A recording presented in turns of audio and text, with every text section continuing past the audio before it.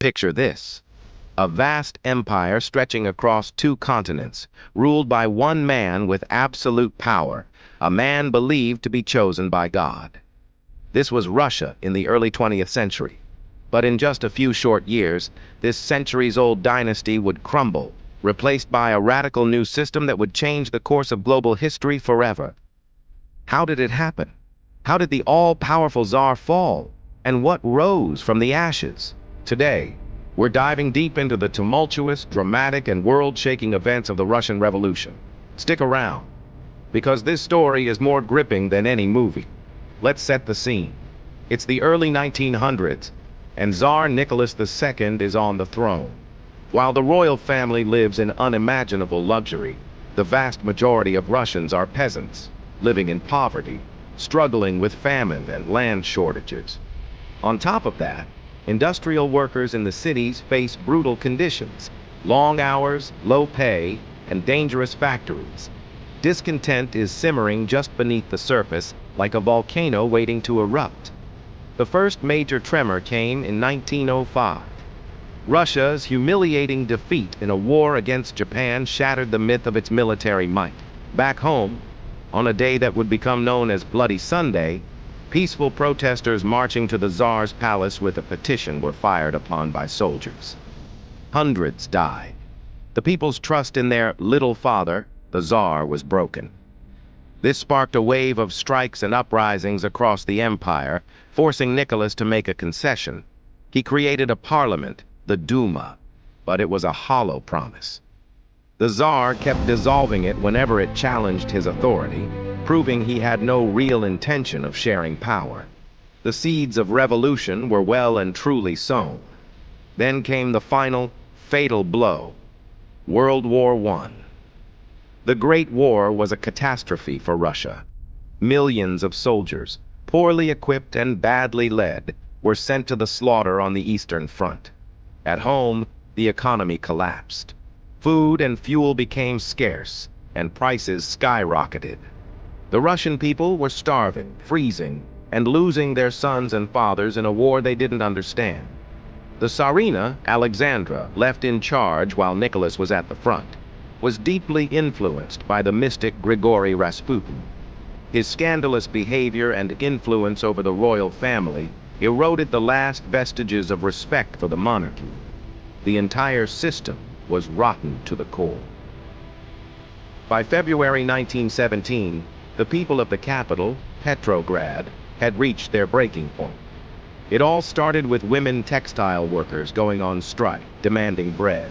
Soon they were joined by thousands of other workers and students. The city ground to a halt. The Tsar, misjudging the situation from his headquarters, ordered the military to crush the protests. But this time, something was different. The soldiers, weary of the war and sympathetic to the protesters, refused to fire on their own people. In fact, many joined them. With no army to defend him and no support left, Tsar Nicholas II was forced to abdicate the throne. Just like that, 300 years of Romanov rule was over. It was a surprisingly swift and relatively bloodless end to an entire era. A provisional government, made up of moderate politicians from the old Duma, took over.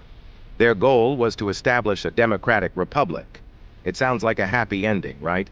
Not so fast. The provisional government made a critical mistake. They decided to continue fighting in World War I. This was deeply unpopular with the soldiers and the public, who were desperate for peace. At the same time, a rival power center was emerging: the Petrograd Soviet, a council of workers and soldiers. This created a situation of dual power, with two competing authorities, leading to chaos and confusion. The government was weak, and the country was drifting without a clear leader. And into this power vacuum stepped one of the most influential figures of the 20th century, Vladimir Lenin. Lenin was the leader of a radical socialist party called the Bolsheviks. He had been in exile for years, but with the help of Germany, who hoped he would pull Russia out of the war, he returned to Petrograd in April 1917. He arrived with a simple, powerful message that resonated with the masses: peace, land, and bread. He promised an end to the war, land for the peasants, and food for the starving cities. While the provisional government fumbled, Lenin and the Bolsheviks offered clear, decisive action. Their popularity soared. Throughout the summer and fall of 1917, the situation grew more desperate. The war continued to go badly, food shortages worsened, and the government seemed powerless. The Bolsheviks, meanwhile, were organizing. They built up their own armed forces, the Red Guards, and gained control of the powerful Petrograd Soviet. Lenin knew the time was right to seize power. The climax came in October 1917. In a meticulously planned coup, Bolshevik forces moved swiftly. They took control of key points in Petrograd, railway stations, post offices, and bridges, with barely a shot fired. The final act was the storming of the Winter Palace, the seat of the provisional government. It was less of a heroic battle and more of a takeover of an already empty building. The provisional government had collapsed. Lenin stood before the Congress of Soviets and declared, "We shall now proceed to construct the socialist order." The Bolsheviks were in power. The world's first communist state was born. But their struggle was far from over. The Bolsheviks, who renamed themselves the Communist Party, immediately faced a brutal civil war. They fought the Whites, a loose alliance of monarchists, liberals, and other anti-Bolshevik groups who were supported by foreign powers like Britain, France, and the United States. This civil war was devastating, leading to millions of deaths from fighting, famine, and disease. But under the ruthless leadership of figures like Leon Trotsky, who organized the Red Army into a formidable fighting force, the Bolsheviks eventually triumphed. By 1922, they had secured control over the vast territory and established the Union of Soviet Socialist Republics, or the USSR. The Russian Revolution wasn't just a change of government. It was a profound social upheaval that aimed to create a completely new world. It led to the rise of a superpower that would define the 20th century, setting the stage for the Cold War and inspiring communist movements across the globe. From the ashes of a crumbling empire rose a radical experiment in building a society without classes, without private property, and without a god-king. The ideals of peace, land, and bread gave way to decades of authoritarian rule.